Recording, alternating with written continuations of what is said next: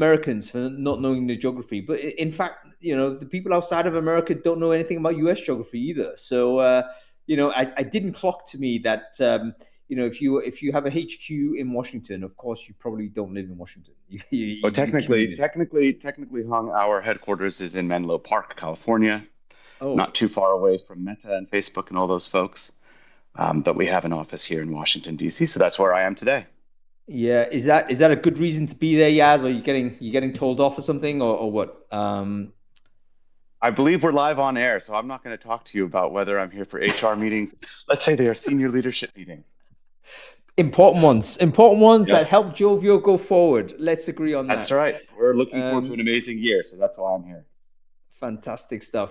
Okay, welcome everybody to Brainfood Live on Air. We're bringing it to you every Friday, no fail. Delighted to be here with you every week, of course, bilateral, but sort of bi-weekly even these days. But Friday is always the premium slot, and it's a real pleasure to be having this series with our friends at Jovio, who are going to be with us every month, by the way. Every month we're going to have Jovio on. They're going to talk about a particular thing that they're doing that's really reflective of wider industry trends, but also kind of aligns really well with kind of a topic we in the recruitment space have been keen to explore for a while. So today's talk is going to be about the state of talent intelligence in 2026. And we've got a brilliant cast of experts to come in to join us. But no one more brilliant than Yaz Dalal here. So Yaz, wonderful to see you, sir. Wonderful to see you too. Flattery will get you everywhere, Hung. Indeed, I've noticed that that's true, particularly with you, Yaz. But for the folks who don't know you, can you quickly introduce yourself? Who are you? What it is you do? Hi, everybody. I'm Yaz Dalal. I'm with Jovio. I'm actually our Chief Growth Officer here. Super excited to be with all of you and talk about all things talent intelligence. Jovio is an AI-led advertising platform, so we support all the advertising globally for huge companies like Uber and Wells Fargo, Adecco, big staffing firms, making sure that they are able to optimize every dollar they spend in attracting talent and analyze where those best applicants are coming from and make sure that they can invest wisely without wasting their money. Yeah, fantastic stuff. And we're seeing sort of companies like Jovio sort of expand scope and kind of take on a much more expansive function than previously, isn't it? I mean, I think some of the older folks here might know Jovio primarily as a programmatic ad solution, but now it's like much more than that. It's sort of going into career website build, AI sort of talent screening, and indeed, I understand some talent intelligence innovation coming our way as well. Yeah, is that true? Yes, and in fact, we're super excited because just a few days ago, we launched Ask Jovio, which is our new talent intelligence platform, completely interactive. You know, Hung, we talked about, I think the last time we met, this concept that in the future, but already started, technology is going to get us to a point where all of us get to live like we are senior executives or the super wealthy. And we talked about how all the advantages they have with their staff because they can afford staff, all of us are going to get because of tech. And so if you can imagine that you're a CEO or a CHRO or a head of talent acquisition, and you might have an assistant, you might have an analyst, and because you're so senior and strategic, you don't do all the busy work yourself. You just want answers. And so you might turn to your Stanford MBA analyst or your amazing executive assistant and say, get me that data. I want to know the answer to this question. Where are our best people coming from? What are our hardest to fill roles? And they'll go scramble. They'll go ask someone. They might query the data. What we announced with Ask Jovio is that you have an agent to whom you can put those questions in natural language and get an answer. And the reason we built this is because most recruitment analytics historically, they stop at telling you what happened. What we see in our clients is that they want an answer to the why, the what if, the ability to query from a scenario perspective, to be able to go into the hiring funnel and understand what changed and why across that funnel, to get actionable recommendations on how could I have done this better? How could I have got a better return on my investment? What are my competitors doing? We provide competitive insights in our analytics service. Now we're able to query it and say, hey, I compete with this company down the road for talent. How much are they paying for similar roles? Just ask it in natural language, type it, or speak it into your computer, and get a response visually as well as in text form. Here's a chart. Here's what your competitor is doing. They're paying $80,000 a year for the same role. You're paying 65.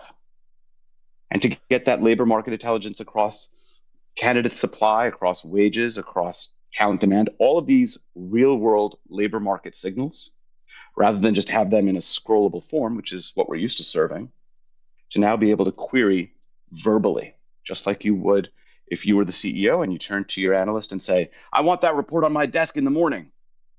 You just ask the agent, ask Jovio, and the report doesn't wait till tomorrow morning. You have it in real time. Yeah, that's it. I've just clicked on that link that Shazad. Thanks for sharing that, Shazad. I was about to ping that out. And yeah, I've just looked at some of the dashboards here, and it is like super impressive. You know, the ability to kind of interact. I guess is it real time data? Like, is the information sort of up to date to the second, sort of say? I mean, or is it tapping into a database that's cached somewhere?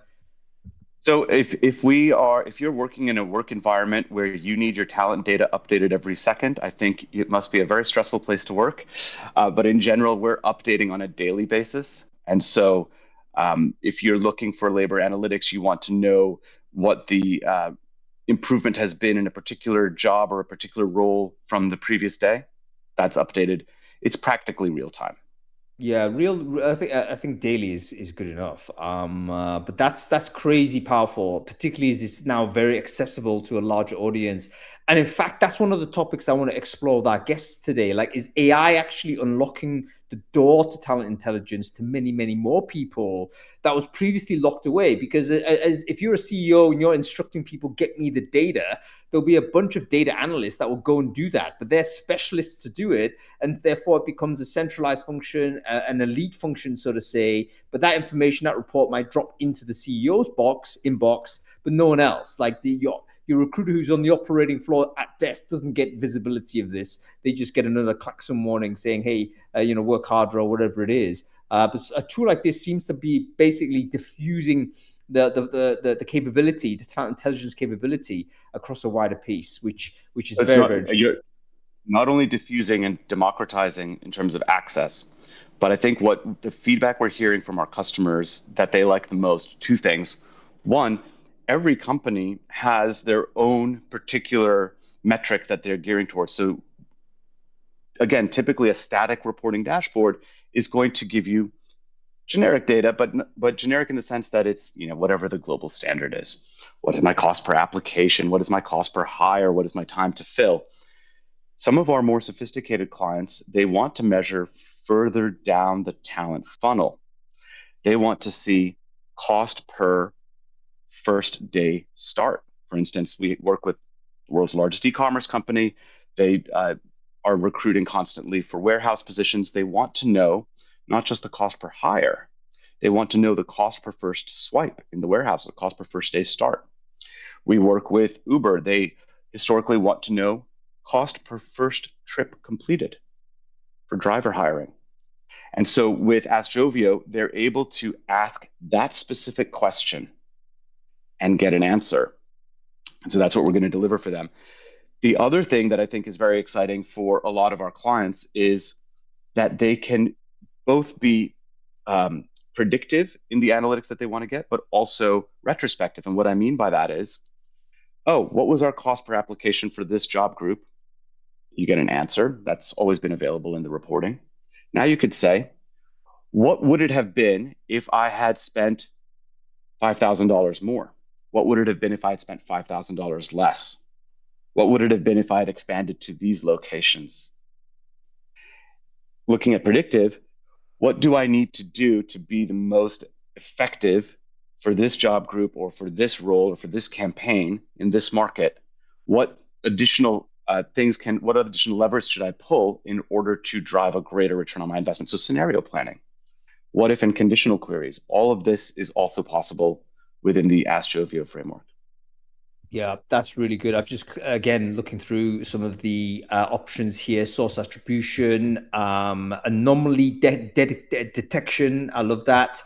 Competitive intelligence, of course, labor market intelligence. All of it looks. Yeah, it does look as if it's kind of distributing it to a much larger audience of users. Forget about recruiters. Maybe even sort of hiring managers could dip into this.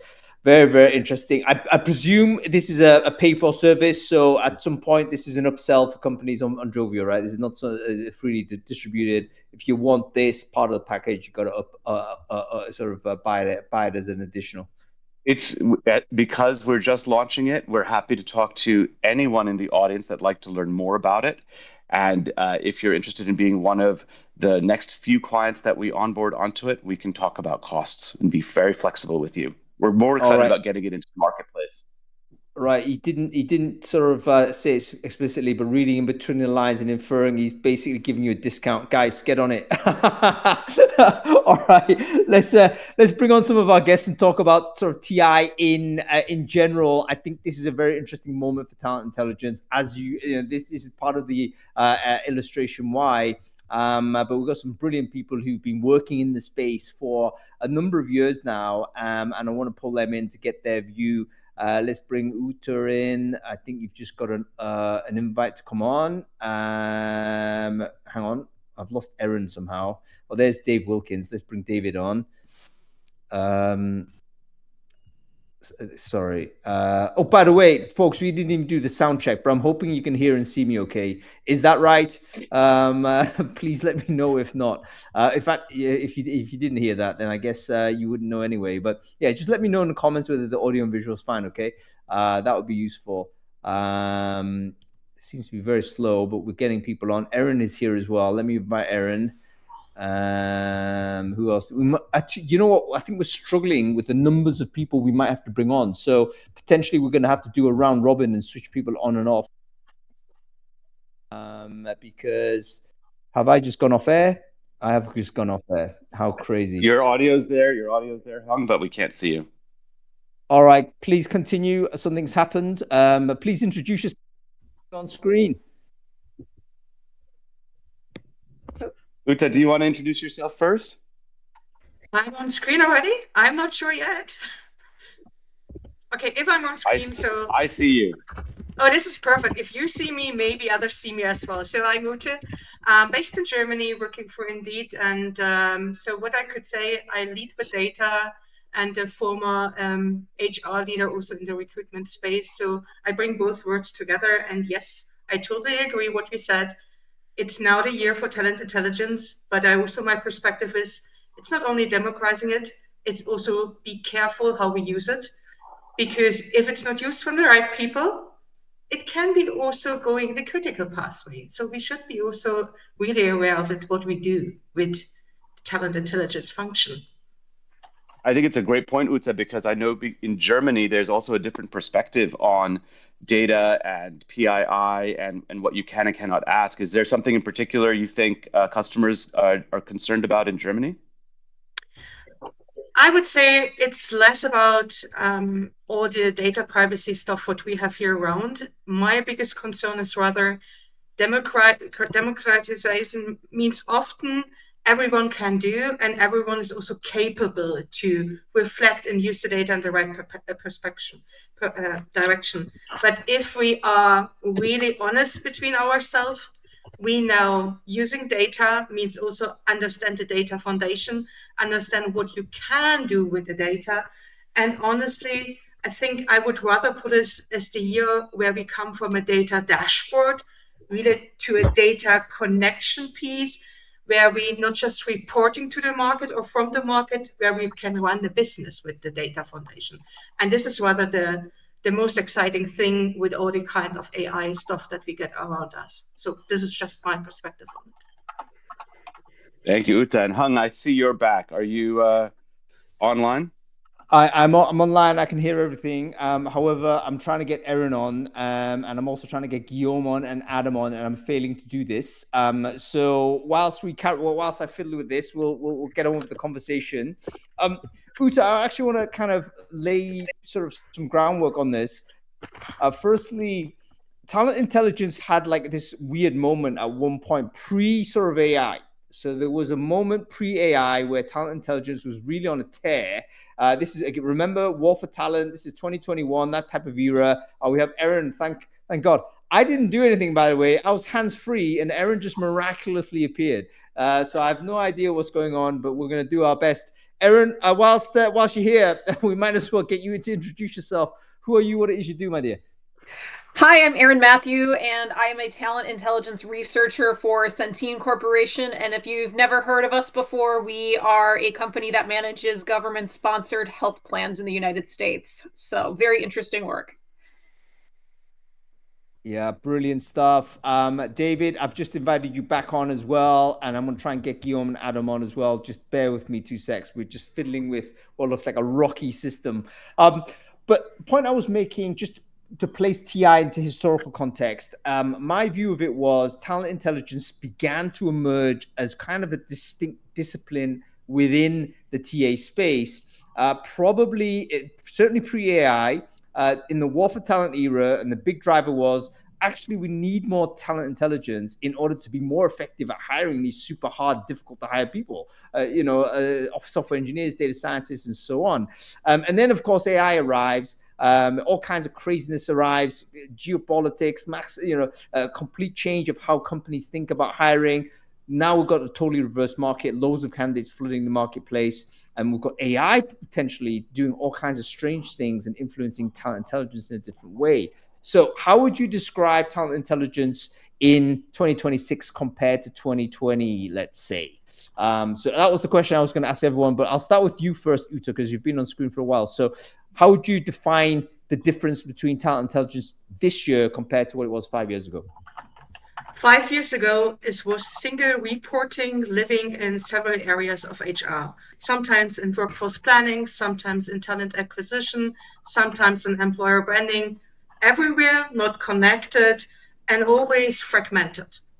2026, my hope is, and I'm not sure if we get this really done already this year, is that we get this connected, that we understand it's not anymore a dashboard. It should be really attached to a business perspective and answer the business question around that one, and not just what we believe as HR needs to be answered, and to really help to drive the business forward.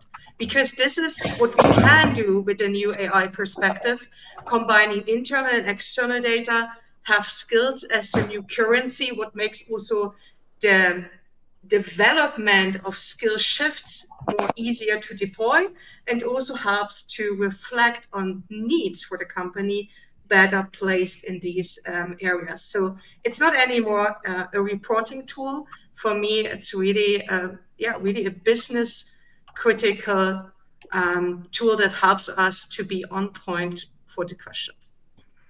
So what you're saying is, Uta, TI has matured, and it's actually kind of elevated in that period of time. Is your perception of it? Last 5 years, basically, it's been progressive for the function and the identity of the function within sort of the landscape. Fantastic stuff. Erin, I'm going to come to you in a sec, but we've got Guillaume here on screen, which is wonderful. So wonderful to see you, Guillaume. Been a long time. So wonderful to have you. Can you quickly introduce yourself? Who are you? What it is you do, Guillaume?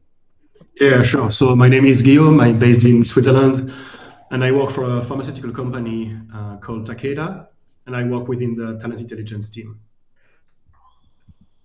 Fantastic to have you on. I'm just going to share your LinkedIn there. Please connect with all of our wonderful panelists, by the way. Go to you first, Erin. How do you kind of view the last 5 years of TI? And I know you're kind of probably a little bit newer to this space because you come from a sourcing sort of angle. So take us through your perception as to how TI has evolved over this period.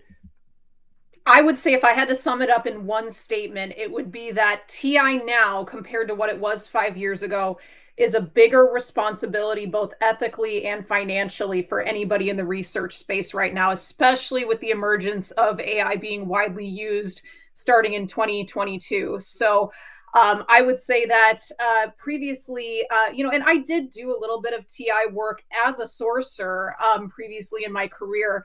It's transformed more from being a real-time talent market overview focus to more of a forecasting focus. The future of talent intelligence, it's not reporting on the state of talent in whatever market it is. It's scenario modeling. The leaders that we're serving don't want to know what the market looks like. They want to know what happens, if they decide to delay hiring, if they decide to change their location strategy. So all of those are such a rebalance of, of what exactly TI involves in our roles. So I would say that, we've got, I'm sure we'll discuss this more in depth in the future, but credibility issues with AI coming into play with our work, and other things of that nature. So that is how I would describe talent intelligence now versus 5 years ago. Right. So what I'm hearing there, Erin, is that basically the increased volatility externally, that's created the demand for greater organizational agility. That then creates the downstream sort of requirement for more talent intelligence. Like we need to know, and the people in the executive positions need to be much closer to what's actually going on to reality in order to be able to make the organizational decisions required. Fantastic. And we have Adam Wardlow here. Adam, wonderful to see you. Thanks for joining the show. Adam, can you quickly introduce yourself, who are you, what it is you do? Yeah, hey, good morning. My name is Adam Wardlow. I'm with Intergroup Insourcing Solutions. I manage our recruiting and technology strategy. Fantastic stuff. And same question to you, Adam. Sort of through all of the guests so far, talent intelligence over the last 5 years, where do you think it's gone from 2020 to 2026? Yeah, I think, one of the biggest things we've seen is its ability to identify risk and issues before they occur. Our ATS, like many others, has a lot of data points available, but most of them are lagging indicators. So, by the time we start to see any trends in the data, our clients are often already feeling the headache and we're reacting versus proactively adjusting our strategy. So I see the ability to look at insights and predict, identify those risks, predict where challenges might occur ahead of time, as well as offering insights and recommendations for how we can address those. It's huge for our team and definitely going to make an impact with us and how we service our clients. Yeah, super interesting. I want to talk about something that Erin mentioned. I mean, we talked about this a little bit offline, but again, be recently prominent in a lot of the news media, like the reliability of public information and even the availability of it, right? I mean, forget about the reliability on one side, but the availability is also now in question. A lot of this stuff, lots of institutions were very much dependent upon, and in fact, talent intelligence functions drew upon. So I'm here talking about the availability of employment data, unemployment data, job post data, etc. Where can we trust it in the same way as we did? Are we right to now doubt it? How does that then kind of create challenges and opportunities for TI? So, Erin, I wonder whether you could kind of take a little bit of a lead on this particular point. Yes. So the one thing that we discussed, Hung, offline was that one of the somewhat unsettling developments in the US for talent intelligence researchers was when the credibility of foundational data sources kind of comes into question. And, in August this past year, the presidential administration fired the commissioner of the Bureau of Labor Statistics with the reasoning that they suspected that the commissioner made the jobs data bad in order to reflect poorly on the administration. And traditionally, government labor data has been treated as sort of a neutral baseline. And when that neutrality is contested, even rhetorically, it forces researchers to rethink assumptions that we've relied on for decades. And essentially, it's our responsibility to preserve analytical integrity when confidence in institutions is no longer guaranteed. And I think that in order to do that, we essentially have to triangulate multiple sources when we feel like we can no longer have one source of truth and disclose any uncertainty that we have, so that we can clearly separate data from interpretation. And that's something that I take very seriously, is to be as impartial as possible when reporting on information, especially as it relates to talent.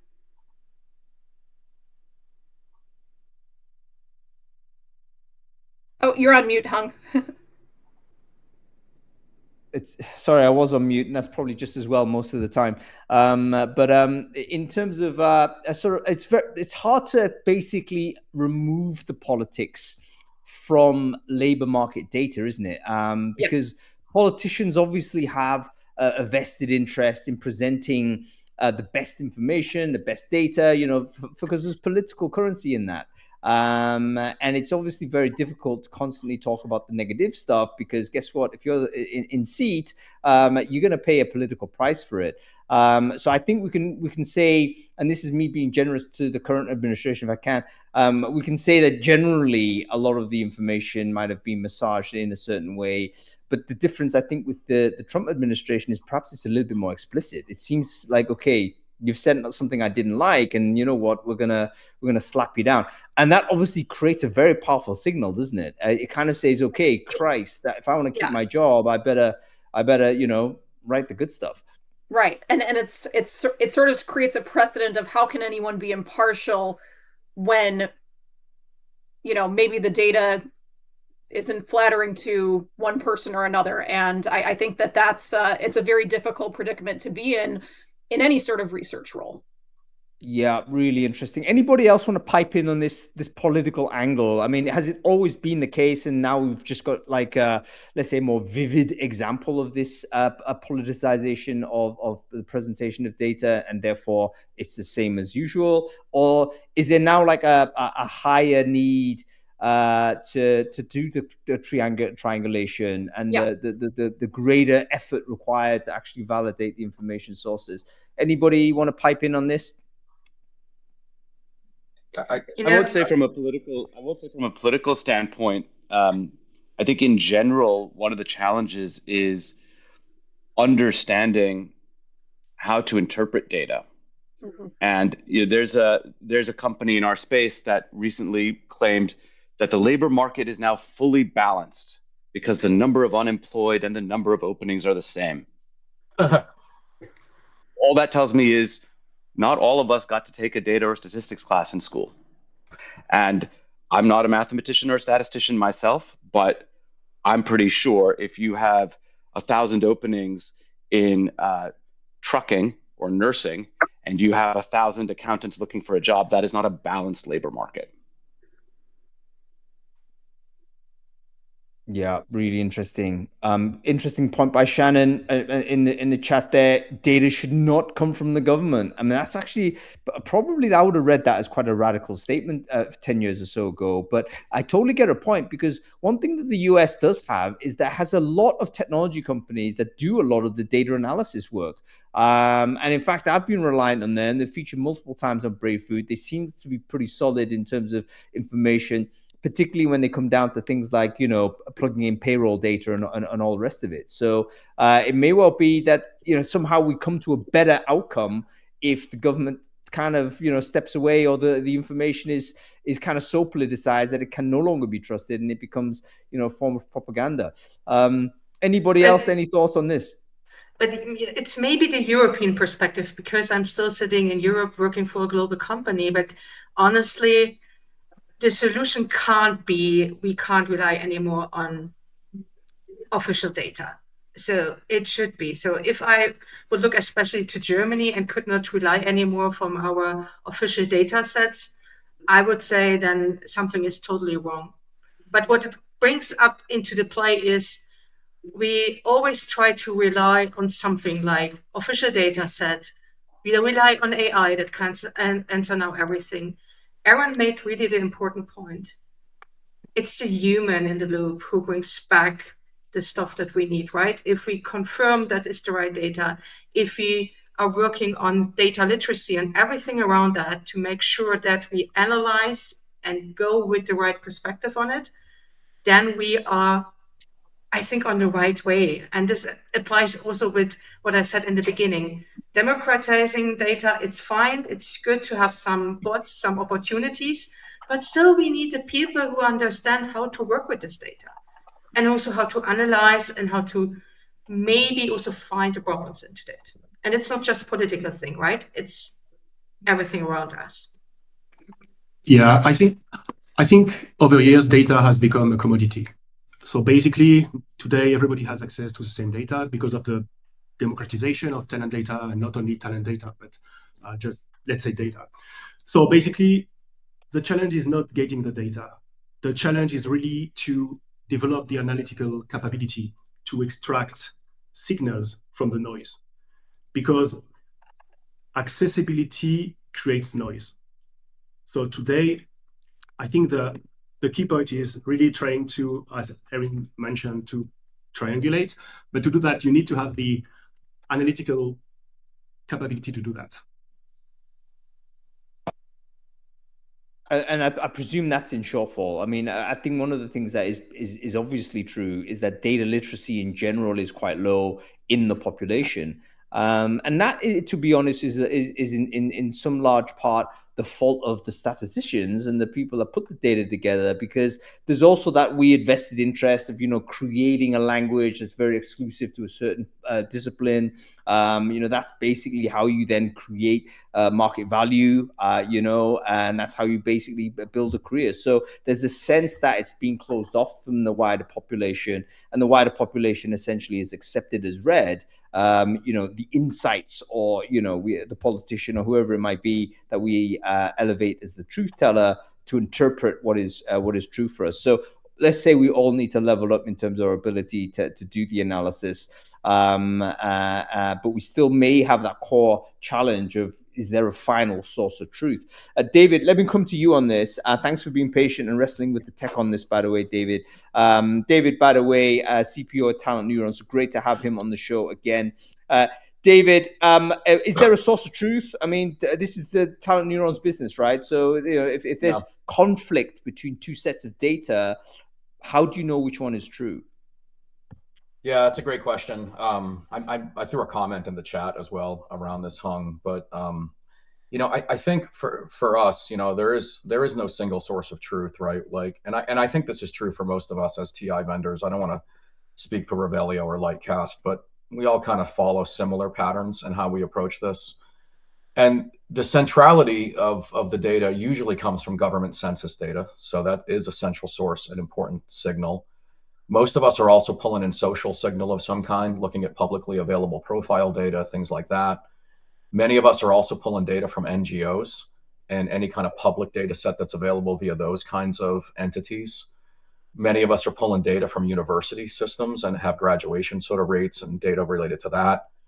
And then, of course, there's job post signal that you can get, reasonably well via different kinds of data harvesting. So for us, at least, I mean, we're triangulating across all of those things. And there are times when government signal is a more effective signal. There are times when social signal is a more effective signal. There are times when looking at the prevalence of job posts as a signal of increasing demand is a better signal. And so, there isn't any, I think for most of us, sort of any one arbiter of truth. It's like using models and statistical frameworks and AI-driven machine learning sort of always on, always updating sort of frameworks that get us close to the truth. And I guess I would just add that as a caveat. Any of the stuff is directional. And when you have really strong data sources like you have in the US and the UK and Germany and really mature economies, it's pretty solid signal and it's very on point. As you get further out into economies that aren't as robust, where the government census data isn't as robust, where people aren't using social platforms as actively, university data might be sparse, it really becomes more directional, and you really have to take it with a little bit of a grain of salt and use it as part of your input, but not as like the gospel of truth, right? So that's how we think of it. Is sort of it's a sliding scale of the degree to which you fully rely on it and the degree to which you supplement it with your own internal company expertise. I think it's a great. Go ahead, yes. I was just going to jump in for a second. The collection of data is also something that moves very slowly and has a lot of lag because the labeling doesn't keep up with society. We talk a lot about jobs getting replaced, et cetera, but also the generation of new job titles. There's a huge lag. I would refer to these as unstructured shifts. New job titles come up. If the collection mechanism doesn't have in the drop-down prompt engineer or forward deployed engineer, as two examples of new titles the last year that we've seen, or new skill demands, right? if they haven't made it into government classifications, they can't capture that data. It'll get shoved under software. It'll get shoved under data analyst or something like this. And then the government's not even going to recognize it as something new for months or even a year. Yeah, there's actually it's a very good point. There's actually a paper I'm probably going to put into the newsletter on Sunday, which is exactly this point, about how artificial intelligence might actually be helping companies create sort of new terminology to describe some of these emergent jobs, and the fact that it does lead the taxonomification, if that's even a word, the classification that talent intelligence ecosystem requires, because there'll be new jobs that basically don't fit into the structure. So where do you put it? And yeah, it's very interesting. So again, there may always be a lag. Very powerful comment, Yuta. Maybe that's always been true. Job titles don't mean anything, which kind of moves us to the next point. Like, are we moving from a jobs orientated way to understand talent intelligence to, let's say, a task orientated way? So instead of, let's say, job intelligence, more like task intelligence. Is lots of nods on this. So maybe this is now an emerging consensus within TI, but it might help the wider audience for us to just break that down in terms of what it means. What do we mean by like job intelligence? What do we mean by task intelligence? Anybody want to give this a shot? I'd love to chime in on this one. This is a key topic of interest for me, and I've been talking a lot about it at conferences. I think there's two fundamental breakdowns that are happening, Hung, in my mind. One is the continuation of the skills dialogue that's been going on for the last few years, which is still a very valid conversation. But I think as automation has emerged and it's fundamentally shifting the way we think about how work is completed, which things remain human, which things are moving to automation, which things are hybrids, the ability to understand work at a task level and really to break it down almost like atomically down to the skills and tasks that comprise the work itself is becoming more and more important to then do things like automation prediction and understand the role that automation is going to play in my business, either as a driver of increased productivity signal or as a driver of increased EBITDA and cost reduction through headcount reduction. Either of those matter to forward forecasting of what that means to the business.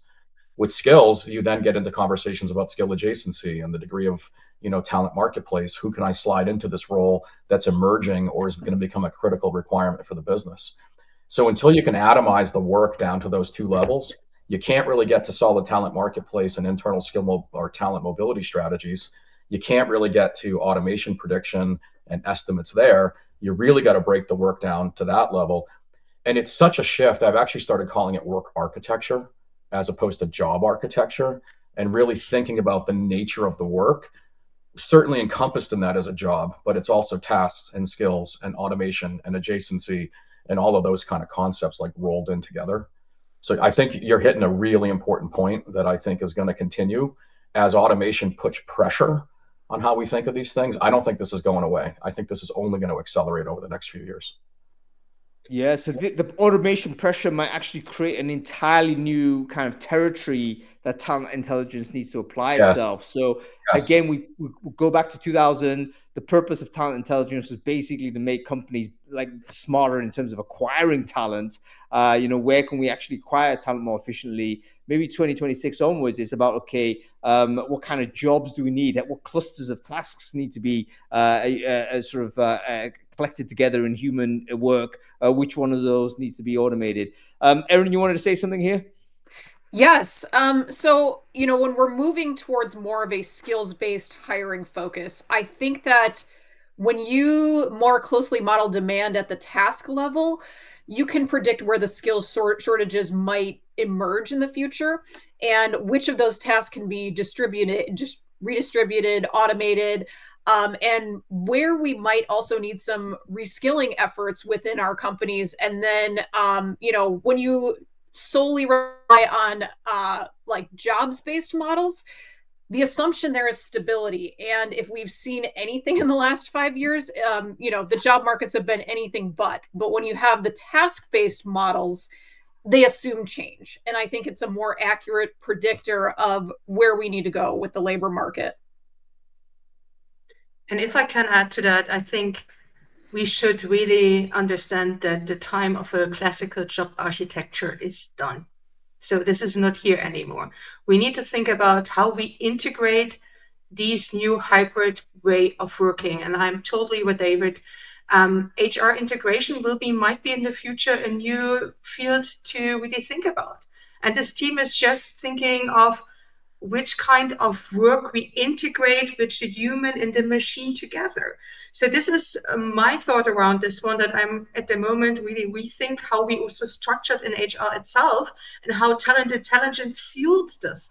And this is why I also believe task and skills are really super powerful to create this kind of flexibility, what we really need through, instead of having these boxes as in the past.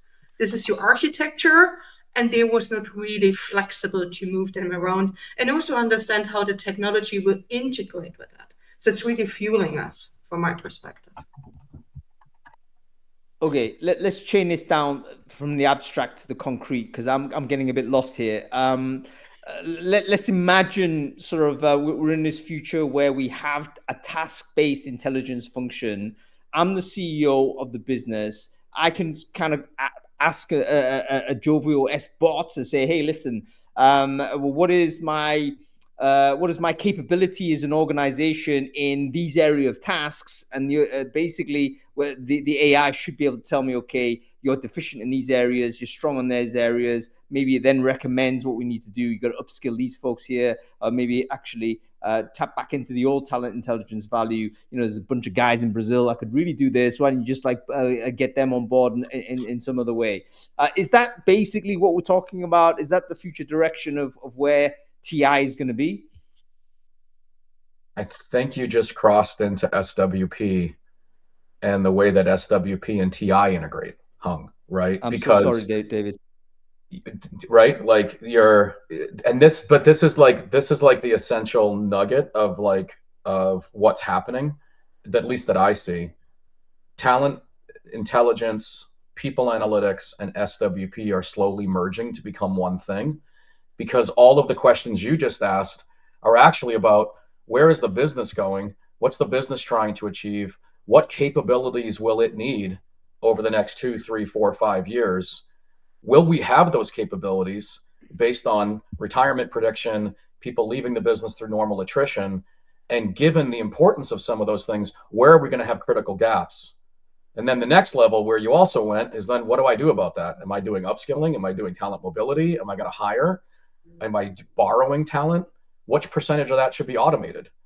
Right? All of that blends together, where you need to know the external talent landscape, you need to know your internal talent landscape, you need to know your business drivers, and then you need to bring all that together under one umbrella and actually have a plan and an analysis of where the gaps are going to emerge. Yeah, I think it's a very interesting point, because basically, I mean, talent intelligence, let's be honest, used to be highly transactional.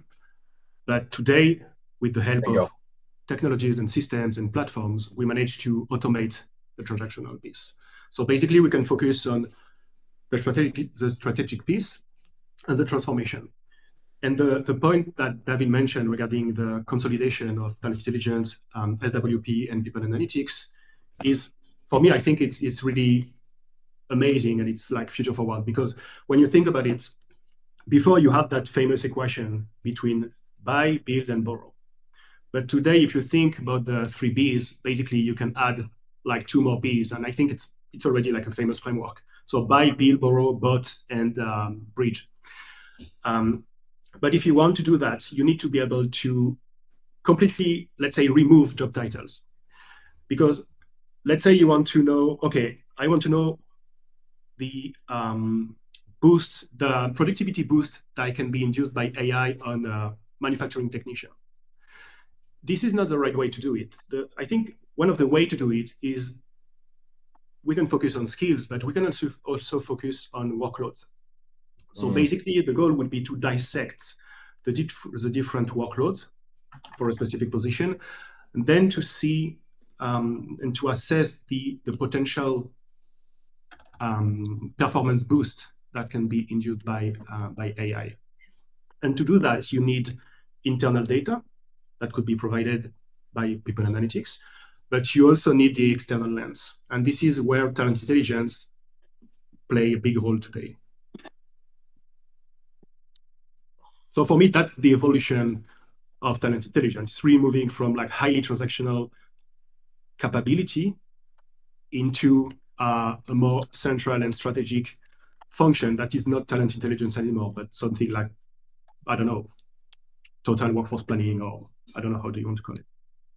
Yeah, so I think that might track a little bit along the direction of travel. Maybe talent acquisition is going. Where we seem to be folding back into the HR sort of fold that we've been, rowing hard away from for the last 10 years. So we're rowing backwards into it. But it may well be that's the inevitable future. Super interesting. Adam, I want to bring your views in on this, because you're like a kind of head of function right now, as I understand, and you've got these operational responsibilities. Does any of the stuff that the panelists are saying kind of chime with reality here? I don't want to say everyone's up in the clouds, but how does it kind of affect? How does it land or resonate in your worldview? As you've got like stuff to do, you've got people to hire, you've got all these things happening. Does any of this resonate, and what any parts that don't? Yeah, it definitely does. I think the biggest thing for us was kind of the earlier discussion, the accessibility to data. At our company, we don't have a dedicated BI team. We've got our market leaders who have their core function, and they're not experienced in running different reports and manipulating the data to try and find a specific data point they need. So, talent intelligence, tools like Ask Jovio and being able to interact with a bot and ask a very simple question for, hey, my client needs to know this data point. Tell me this, and have access to it, within seconds. That's huge for our business, and selfishly lightens my workload. I'm no longer getting all those requests coming to me. So I definitely think the data accessibility is going to have major impact, especially for organizations like ours. And then as we were talking about the skills-based versus job-based kind of focus, I think for us, another big impact that we see there, and we're trying to get a lot of our clients to shift to this mindset, is it opens up a larger talent pool when you're really looking at the jobs based on the task and the skills, versus a lot of these roles, when we're just looking kind of at the job or the title focus, have education or degree requirements that have been in place for years and aren't necessarily relevant to the job as it is today. So as we start to really look at those tasks and start to look at approach the job based on the work that's involved, we have a much larger candidate pool to pull from, and it definitely impacts our ability to recruit and find good qualified candidates for these roles who are no longer being excluded simply because of education requirements. Yeah, and that was the original mission of skills-based hiring, wasn't it? I mean, as I recall, it was all about kind of getting away from credentialism, increasing top of funnel, getting more, basically providing more economic access to individuals that didn't go down a particular, typically academic middle-class type path. So that's great to see that in action. Your first point, super interesting, because it kind of was almost the first point Yaz and I talked about. Like, there's the improvement in technology actually like dissolve talent intelligence as an independent discipline? Does it enable, for instance, more people to do a little bit of talent intelligence at desk, such that there isn't a requirement for a specialist to go to for a report? There's some argument that TA may also go down this route, because let's say AI agentic sources are all over the place. They can actually pipeline for you. Does the hiring manager need the TA specialist anymore? Can they do enough of the acquisition with the tooling in order for the function, basically, which became a job, to devolve back into being a task, so to say? What are people's thoughts on this? I know this is like kind of difficult, because it may not be talking about your career, but does talent intelligence fall back into normal work a day? It just becomes a task because AI can do a bunch of it. Thoughts on this, Ute? I believe in empowering the hiring manager as well. If you have a good informed hiring manager, they can do their job as well. So I don't see this as that means talent intelligence or the recruiters are not so important anymore. It's rather helps that everyone has the same understanding, instead of having the recruiter telling the hiring managers, oh no, might be not hiring in this region because there is no talent availability, rather go in this region. So having tools that I really can trust, and then hiring managers, recruiters can use, I'm fully on board. Having just something used, I'm not on board, because then I miss the capabilities of data literacy, understanding is the data really right, bring this in the right perspective on it. So I'm here to say I'm looking forward if every hiring manager is equipped with talent intelligence, because this will be fantastic for future planning, for being more efficient, but also straightforward what we can do and what we can't do. Yeah, I love that, and I think it's a very strong defense. We have a parallel here in software engineering, don't we, where you get a lot of like sort of product managers now becoming vibe coders, so to say, and that's evolving into a little bit of a conflict with software engineers, where they're saying, you know, it's like they're almost like overlapping capability a little bit, and they need to basically learn how the new environment, what that relationship looks like between the two. So I think the same thing might happen in with hiring managers. Anybody else's thoughts? Erin, your thoughts? Talent intelligence. Does everyone just do a little bit of this? Like, we don't need to go to someone for intelligence now. It's literally on the fingertips of anybody who can speak to AI. So I think that I've sat on both sides of the aisle with this. Prior to coming to Centene, I was working as an executive sourcer at PayPal, and we had our own standalone talent intelligence team. But oftentimes, the requests for data or insights that we needed, they had a little bit longer of a turnaround time. So I kind of just took it upon myself to gather a little bit of intelligence to bring with me to these meetings with the hiring leaders, and they ended up being very well received. So, but now, after being someone that is in a pure talent intelligence position, I would say that I would lean a little bit more strongly in favor of a centralized talent intelligence function, because I believe that credibility and consistency matter a little bit more than just speed. So I think that sometimes when you embed TI everywhere, you do run the risk of fragmented methods and conflicting assumptions. So that's just my personal opinion. I kind of feel a similar way when oftentimes talent acquisition functions want to embed sourcing into the recruiter's function as well. I feel like some people are really spectacular at running the full cycle recruiting process, and other people are really fantastic on the sourcing side. And when you have it centralized, I feel like the quality tends to increase that way when everybody has their own focused specialization within talent acquisition. I'm sure some people disagree with me, but that's kind of how I see it, having been on conflicting sides of both of those issues. Yeah, really interesting. Guillaume, I'd love to get your thoughts on it as well, because you've been working in this space. I think maybe a similar journey to Erin in some respects, I believe. So what's your view on this idea of decentralized TI, I guess, across everyone's got access to it in small form, versus a specialist function, you know, as we imagine it pre-AI? Yeah, I think we can do a parallel with, let's say, equity research. If you look maybe 30, 35 years in the past, equity research used to sit with like highly specialized company, highly specialized platforms. I mean, you needed to have a strong background in finance to understand it. But then you had the vulgarization of all the equity data, equity information, equity research. And today, basically, anybody can access equity data, and basically anybody can trade stocks. Are we all doing it? I'm not sure. Do we all understand how to do it? I'm not sure either.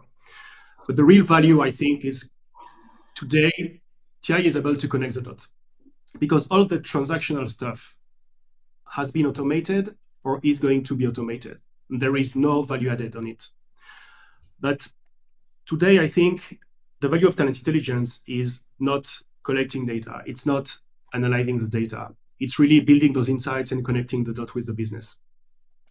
And the role of a TI function or capability is really to basically build something for your stakeholder so they're able to access reliable information and then work with you to be able to build those insights and connect the dots.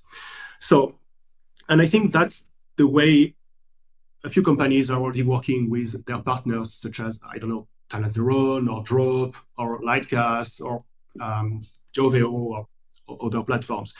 It's really about working hand to hand to be able to build those self-service platforms that TA or business stakeholder can access. So basically, TI can now focus on the other piece, which is the transformation and which is the workforce planning, and not necessarily operational workforce planning, but the strategic workforce planning or total workforce planning. Yeah, and maybe we've already seen TI perform some version of this. We've seen companies, particularly tech companies, go through yet another round of layoffs, and it was quite interesting to see observe some of the commentary from the people who've been laid off, and they were quite confused as to how those decisions were made. I don't know whether anyone was monitoring the Amazon layoffs, for instance. We had a load of like super tenured people being there, employee number 25 saying, "Hey, me?" They couldn't believe it. And then you had even like people in the AI team, leaders of AI functions, also being laid off. And it gave me thinking, hang on, like, how were those decisions made? Were those decisions made in a very crude, okay, most expensive people, we've got to just chop those out? Or was there some talent intelligence at play? Like, does talent intelligence have a function to play when it comes down to these difficult moments where you have to reduce teams? You apply talent intelligence that you have to say, okay, what is the automatable component of the people in the business? Which are the areas we no longer want to invest in skills development in human beings? Where's the AI coming? Where's the capability? How do we replace? Do you think TI was involved in this latest round of layoffs? I guess David Wilkins. At the risk of being too harsh, given that they laid off most of their own TI team, I'm going to go with probably not. I didn't realize that. But I do think you raise a really great point. I mean, we're actually working on an agent right now in our SWP engine that's an offboarding agent or a layoff assister, effectively, that kind of does what you said, Hung. It's like I want a 10% cost reduction target, but what I don't want to do is touch the talent that has the skills that's going to drive my strategy forward. Like, I don't want to inadvertently, cut the guts out of like my capability to achieve the business strategy, right? In theory, we're sitting on all that data, right? We know what skills people have. We know what skills the business has or should be aspiring to have. We know what tasks need to be accomplished relative to the overall business outcomes that are desired. There's no reason you can't just throw that into an AI or an agent to make better recommendations rather than human-led, biased, lack of information, lack of intel about the team. We know how this goes. We've all been through this a lot of times. It's usually not a very intelligent process, and we're sitting on all the intelligence to do it better. So I think your initial sort of play at like, how do you do this smartly? I actually think that lends itself really well to AI types of solutions or even agents to guide the process. David, I would add that the questions that we ask are also going to have to change, because if we're asking questions based on something that's an outdated approach or structure, I mean, two silly examples. Well, right. Neither one is silly. If we discover, you ask your talent intelligence, you query it, what is the one thing my top competitors are doing in this geography that I'm not doing? The answer might be they have on-site daycare mentioned in all their job postings. Yeah, bingo. That's a fundamental shift. It's nothing to do with the workforce. It's to do with your company's mentality around support. Another one is, what are the top titles that my top competitors are hiring for that don't exist at my company today? Mm-hmm. Again, it's not a typical strategic workforce planning question. That planning question is, how many of that role do I need? If you don't even know what the role is that you should have. So the questions have to change as well. And the only way to change those questions is to more deeply understand what's happening around you and being able to query that. Yep, love it. Super interesting, folks. Just keeping an eye on time. Realize that we're kind of up to time, so let's do a round robin as a takeaway. I mean, the people watching this could be talent intelligence professionals, HR people, generalist recruiters. What skills do you think a talent intelligence person needs going forward in their career in order to succeed? We might, like, everyone is subject to skills change, particularly when it comes to AI. Talent intelligence, no different. How has it changed your job, and what kind of skills do you think are going to make the future talent intelligence specialist succeed. Let's go with you first, Utah. I'm just going to go round robin. So you're the first one. I'm afraid to say. Oh, honestly, business strategy. It's for me the top skill, because all the others we have fundamentally integrated, but business strategy should be our main focus. Yeah, so basically more commercial acumen, I guess, being able to understand direction, vision of the company, etc., stuff like this. Right. Excellent stuff. And even deeper, what is the rhythm of the company? What is the thing that makes you different from other businesses? A lot of this may be quite nebulous, actually. But your ability to kind of grok it, if I can use that term today, it may be a big differentiator for you. Erin, Matthew? So, as you know, I transitioned from a career in sourcing into talent intelligence. And as a sourcer, I had always said that the biggest in-demand skill that you would need to be successful in that role is curiosity. And I don't believe that that's changed now that I have gone into a talent intelligence role. Research is really about asking the correct questions and the right questions, and really just having a hunger to consume the right information and figure out how it's going to power the decisions that you make in the future. So I would say that curiosity is going to be key for anybody in a talent intelligence role in 2026. Yeah, I think everyone wants to hire people who are curious. Second question, which you can't answer today, but can you cultivate curiosity? I think you can, no. But I'd be love to explore. I think it depends. I really feel like I truly believe that some people have an innate curiosity at a level that can't be taught. I really do believe that. I can see Erin's encountered some possibly unpleasant work colleagues in the past. It's like dealing with a bunch of bricks here. I can't work with these people. No, I get what you're saying. I totally get it. I am an optimist. I think you can cultivate curiosity. I'll be interested to know if anybody agrees. Okay, Guillaume, your view. What would you look to, if you're hiring a TI person for your team, what would you look for? Yeah, I will double down on what Ute said. Basically, the business acumen is super important because it is what will make you able to connect the dots. I think today you need to be able to distinguish signals within the noise. But in order to do that, you need to understand the business. You need to understand their challenges. You need to understand everything. If you don't do that, you will just do transactional stuff and reactive stuff. If you want to be able to really add value, to really be proactive and basically to be seen as a strategic partner, you need to have that business acumen. And it's not necessarily the commercial acumen, but it's really about understanding the business strategy, understanding the different functions, understanding the let's say the business development piece, the M&A piece. So I agree, it leads to curiosity. You need to be very curious to do that. You need to talk with a lot of people. You need to read a lot. You need to access a lot of data, etc. But at the end, I think business acumen is one of the top skill I would go for. Yeah, very good, Guillaume. Adam Wardlaw, let's go to you on this. TI professional, if you were to hire one of those folks, what kind of thing would you look for? Yeah, I'm going to agree with Erin here. I'm really looking for curiosity, that kind of investigative mindset, the type of person who's going to question everything and just not take anything, for what it appears at first glance. Someone who's going to have the curiosity to then dig deeper and, explore how the data, can connect the dots across different areas of the organization. Yeah, I think that's, again, one of those nebulous for me is a positive term, the ability to understand the institution itself beyond, the stats, so to say. That's something I think will come into play as a high value thing. David Wilkins, take us away. You are working for one of the preeminent talent intelligence functions out there, organizations out there. If you're bringing on staff to your crew, what kind of people, what kind of skills are you looking for? So I wholeheartedly agree with everything that's been said to this point.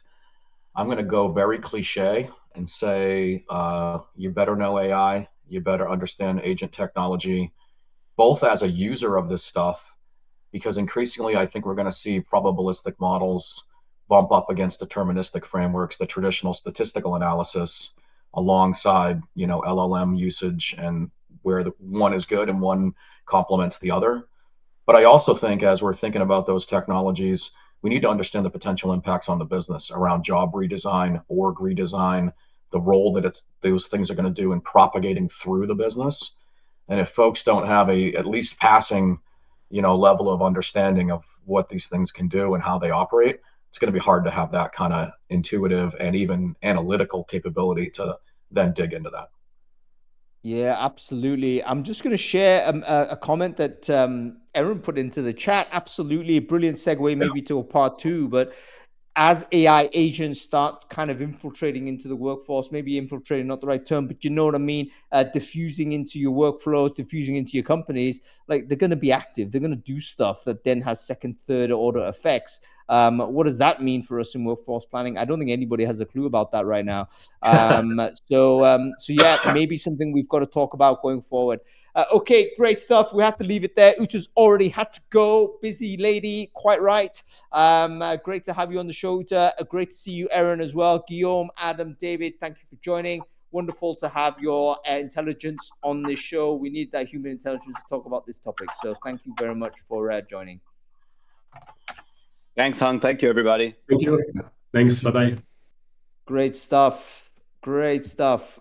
Oh, Yaz is gone as well. That's okay. I was going to keep Yaz on for a bit, but no worries. I hope you enjoyed the show, folks, as much as I did. I love it when I start to wander into topics where I am absolutely not an expert. So super interesting to have that dialogue. I think talent intelligence is another topic we should probably revisit before the year is out. Okay, that's about it. We are back next week. We are talking actually adjacent to one of the things I raised today, reduction in force, leadership lessons from TA leaders who've had to have done it.